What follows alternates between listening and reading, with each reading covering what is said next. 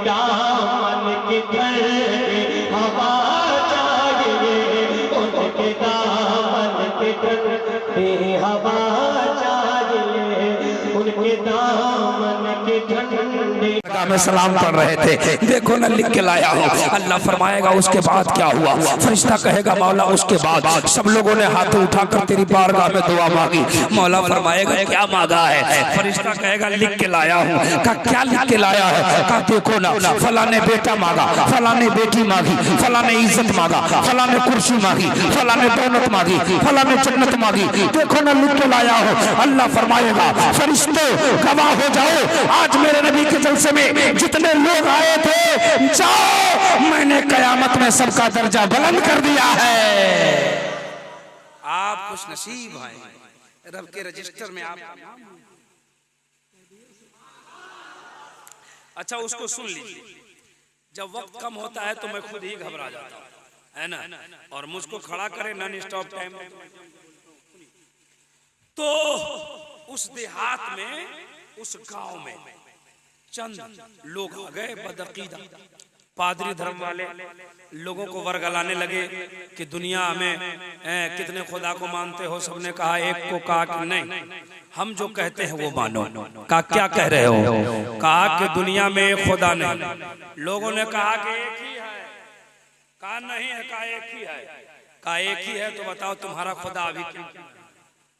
आपको कोई पूछ दे क्या नाम है आपका, मोहम्मद जाहिद साहब को सुबह सुबह चाय की दुकान में पूछ दीजिए कि खुदा अभी क्या भागता है कि नहीं, हमारा मूड खराब कर रहा है, हमको क्या मालूम है क्या कर रहा है, यही ना कहेंगे। अब उसने पूछा कि तुम्हारा खुदा है तो तुम्हारा खुदा अभी क्या कर रहा है, तुम्हारा खुदा है तो तुम्हारा खुदा किधर देखता है, तुम्हारा खुदा है तो तुम्हारे खुदा से पहले क्या था। गांव के जाहिल लोगों के पास जवाब नहीं था, घबरा गए, परेशान हो गए। कुर्सी दे दिया, चौकी दे दिया, लोग बैठ के गांव वाले को पसीना छुड़ा। इतने में एक छोटा सा बच्चा मदरसा से पढ़ के आया। ठीक है, छोटा सा बच्चा। आप लोग तो क्या कर रहे हैं वो तो हम समझ ही रहे हैं, लेकिन सुनिए, छोटा सा बच्चा पढ़ के आया। और बच्चों की आदत होती है जहां भीड़ लगे वहां पहुंच। सही बात है, भीड़ लग गई, वो बच्चा जाके चुपचाप देख रहा है। एक से पूछा चचा जान ये स्टेज पे मुल्ला लोग कौन सा नाटक, बोले नाटक नहीं कर रहे हैं, हम लोगों का पसीना छोड़ा रहे हैं। का क्या कह रहे हैं। का 3 सवाल है। खुदा क्या कर रहा है इस वक्त, खुदा से पहले क्या था, खुदा किधर देख रहा है। हम लोगों ने जवाब दे दिया तो ठीक है, नहीं तो इनका धर्म मानना पड़ेगा। उस बच्चे ने कहा कि इसका जवाब तो मैं दे दूंगा। सुभान अल्लाह, सुभान अल्लाह। बेर को फाड़ता हुआ, लोगों को साइड करता हुआ बच्चा स्टेज के करीब आ गया। स्टेज पर मुल्ला फरमा रहे थे कि खुदा अभी क्या कर रहा है। बच्चा बोला कि मैं तुम्हारा जवाब दूंगा। सुभान अल्लाह। कहा बोलो खुदा इस वक्त क्या कर रहा है। बच्चा बोला ऐसे जवाब नहीं देंगे, तुम नीचे आओ। नीचे चला गया, बच्चा कुर्सी पे आके बैठ गया है। कहा नीचे से सवाल करो। मुल्ला बोला खुदा अभी क्या कर रहा है। तो बच्चा बोला कि मेरा खुदा तुमको कुर्सी से हटा रहा है, मुझको कुर्सी पे बैठा। कुरान कहता है वो तो इज्ज़ मंतशा वो तो ज़िल्ल मंतशा। अल्लाह जिसे चाहता है इज्जत देता है, अल्लाह जिसे चाहता है जिल्लत देता है। अल्लाह ने मुझको इज्जत दे दी, मैं कुर्सी पे बैठ गया। अल्लाह ने तुझको जलील कर दिया, तू नीचे चला गया। एक सवाल का जवाब मिल गया।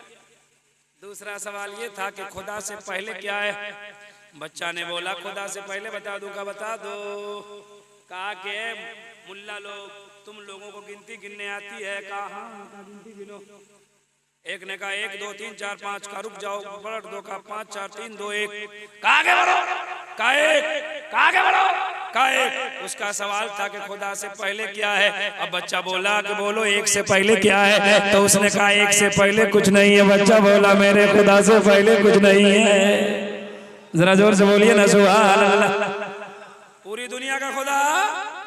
अब तीसरा सवाल यह था कि खुदा किधर देखता है। बच्चा ने कहा कि जवाब दूं। का दो। कहा मोमबत्ती मंगाओ। मोमबत्ती मंगाया। कहा मोमबत्ती जलाओ।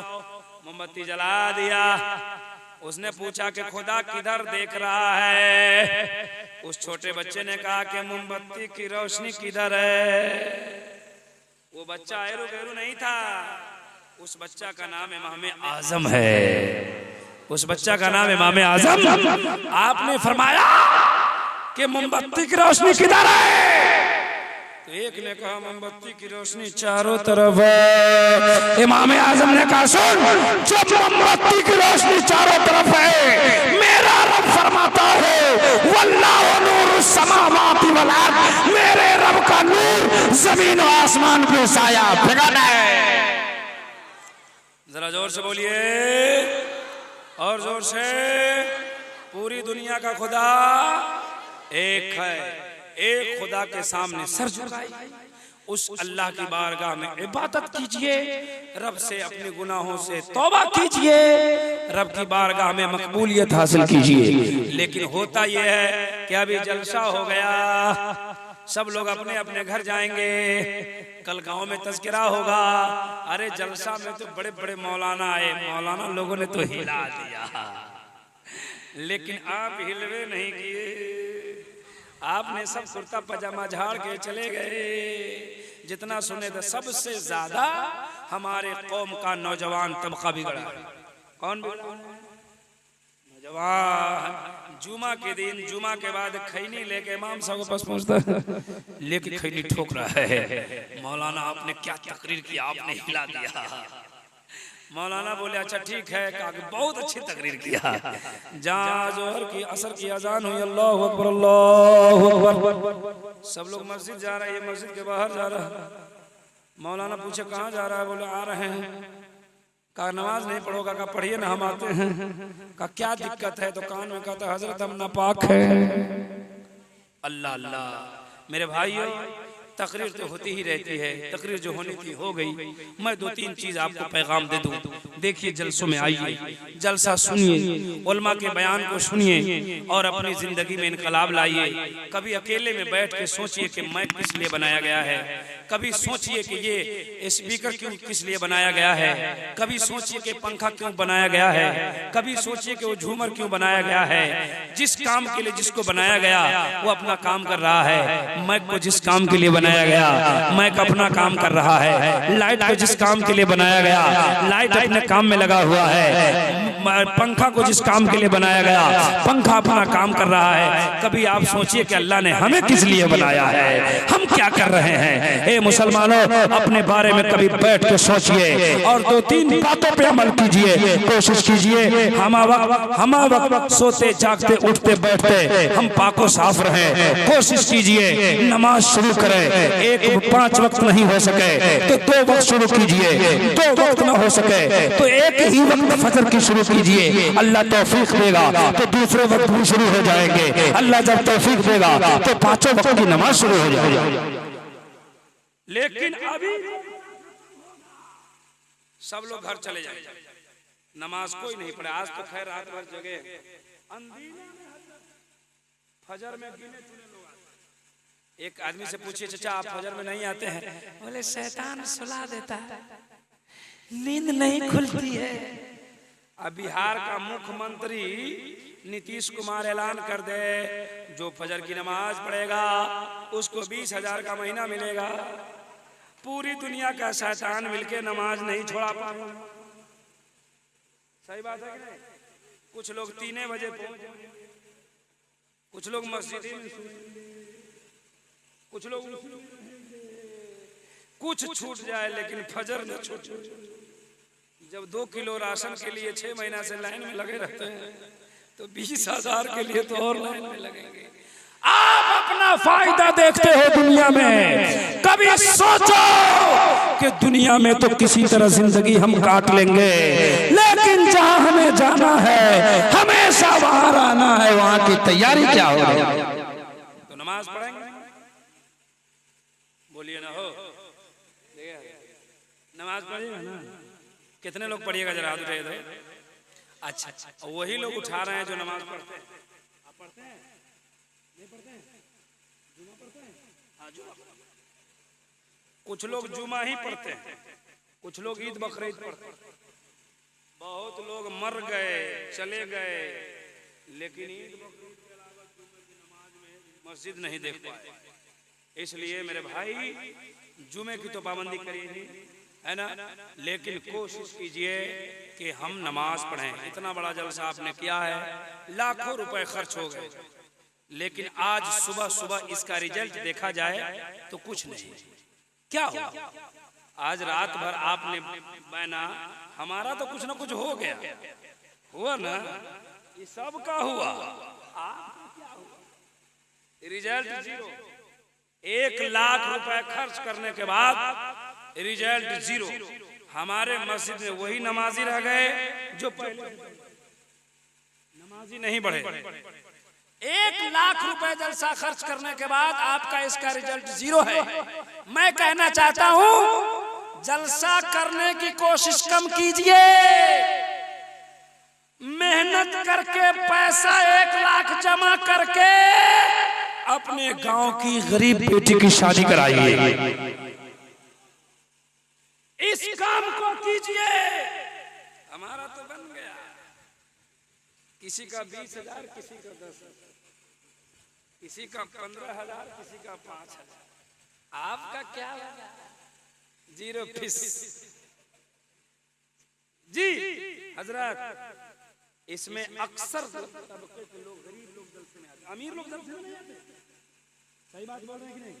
इक्का दुक्का आ गए तो आ गए। डॉक्टर नहीं आते, आते हैं, इंजीनियर आते हैं, प्रोफेसर आते हैं, बिजनेसमैन आते हैं, करोड़पति आते हैं। नहीं आएंगे भी तो 10 बजे भाग।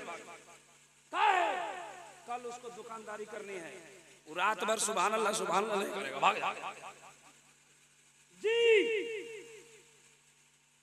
तकलीफ होती है, इसका रिजल्ट कुछ भी नहीं। अगर 5 नमाजी बन जाए तो कुछ तो फायदा होगा, 10 नमाजी बन जाए तो कुछ तो फायदा होगा। लेकिन जलसा कराने के बाद अगर नमाजी नहीं बढ़ रहे हैं, जलसा कराने के बाद लोग शराब पी ही रहे हैं, जलसा कराने के बाद माँ बाप की पिटाई हो ही रही है, जलसा कराने के बाद शौहर अपनी बीवी को तकलीफ दे ही रहा है, जलसा कराने के बाद भी लोग रास्ते पर नहीं चल रहे हैं, तो हमें ऐसे जलसों की जरूरत नहीं है। आप पैसों को जमा कीजिए और एक किसी गरीब बेटी की शादी कराइए। आप अपने गांव में ढूंढिए किसकी बेटी है जो शादी करने के लायक हो गई है और उसके पास पैसे नहीं है। ए मुसलमानों, अपने बल से पैसा जमा करो और उस बेटी की हाथ को मेहंदियों से लाल कर दो। अल्लाह ताला तुम्हें कयामत में जगा। जी इस काम को करने की जरूरत। नौजवानों कमेटी बनाओ, जलसों की कमेटी मत बनाओ, कमेटी बनाओ। रहते हो सऊदी अरब, कतर, दुबई, दिल्ली, मुंबई, एक कमेटी बनाओ और उस कमेटी में कुछ पैसे जमा करो। आप गांव के सेक्रेटरी हैं, सिर्फ मस्जिद के सेक्रेटरी बनने से काम नहीं। अगर गांव के पैसा वसूल करके इमाम की तनख्वाह देते हैं, उस सेक्रेटरी की जिम्मेदारी है कि गांव में कभी कभी जायजा भी ले, कभी आंख बंद करके गांव को सोचे भी किस गरीब की बेटी है जिसे शादी। सेक्रेटरी का जी कसम खुदा की, आज अगर किसी बेटी का हाथ लाल हो जाए ना मेहंदी से, यकीन के साथ कहता हूं अल्लाह तुम्हें जन्नत अता फरमा देगा। इसलिए इस पे कोशिश कीजिए।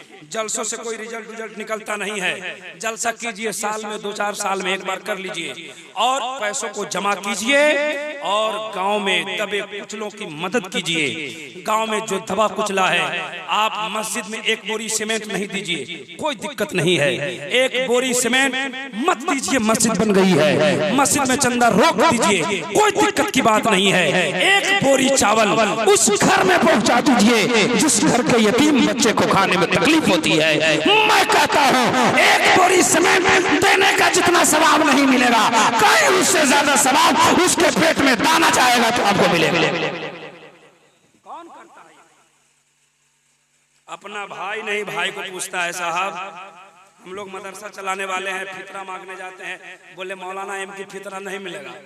एक आदमी तीसरे साल में गया तो कहा कि इनकी फितरा आपको नहीं देंगे। हम लोग कहा है, बोले हमारा भाई मर गया, भावों को देंगे।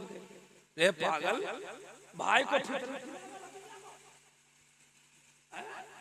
अपना में से नहीं दे सकता तू 4 साल? अच्छा ऐसा होता है कि होता है ना? हाँ गरीब है मेरा भाई, मेरा भतीजा, उसी क्या चीज का तुम्हारा भाई और भतीजा है कि जब तुम फितरत खिलाने के लिए तैयार हो। सही बात बोल रहा हूँ। दबे कुचलों की मदद कीजिए। आपके बगल में कोई यतीम बच्चा रह रहा है, आप अपने घर में गोश्त लाते हैं, आप अपने घरों में गोश्त खाते हैं और गोश्त की खुशबू उसके घर में पहुंचती है।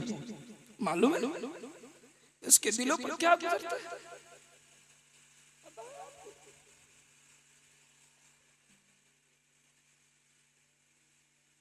अजान हो रही है, कभी उसको गौर करें आप।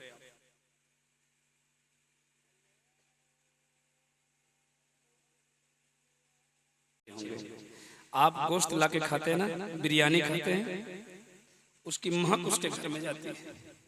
मालूम है रात में बच्चा क्या कह के सोता है? कभी उसके दरकन आपने पूछा मेरे भाई और जलसा कराना छोड़ो, हमारे पास पैसे हैं, मेरा काम चल जाएगा, मत बुलाइए मुझको। उस गरीब का घर का चूल्हा जलाइए। जी, जहां तक हो सके उसकी मदद कीजिए। अल्लाह ताला तुम्हें कयामत में जन्नत, कयामत में बड़ा मकाम अता फरमाएगा, मरोगे जन्नत अता फरमाएगा।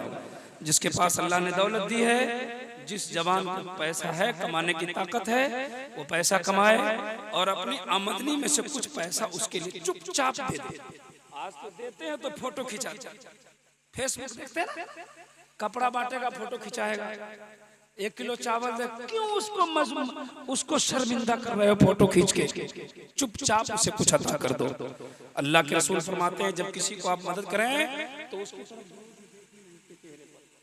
कहीं आपकी तरफ देखेगा तो शर्मिंदा, चुपचाप अपने आप बंद करके उसे दे। कसम खुदा की इस बात पर तुमने अमल कर लिया ना, जन्नत लिख दी जाएगी। जी, बहुत बातें हो गई, बात तो अभी और हो सकती थी। अजान हो गई है, अभी अजान हुई है तो आप सब लोग चुप रहे हैं, है ना? अपने घरों में भी चुप रहिए। अजान जब हो तो चुप रहिए। मेरी माँ बहनों से भी गुजारिश है, अजान हो तो चुपचाप सुनिए। हमने किताब में पढ़ा कि जो अजान के वक्त गौर से नहीं सुनता, अजान को हंगामा हल्ला करता है, उसका डर है कि ईमान पर मौत। इसलिए अजान की इज्जत करें। बातें तो बहुत थी, करने को वक्त कम है। जो कुछ आपने सुना, मैं आपका तहे दिल से शुक्रगुजार हूँ कि आपने मेरी तकरीर को सुना है। अल्लाह आपको सलामत रखे। सब लोग खड़े हो जाए। सलाम।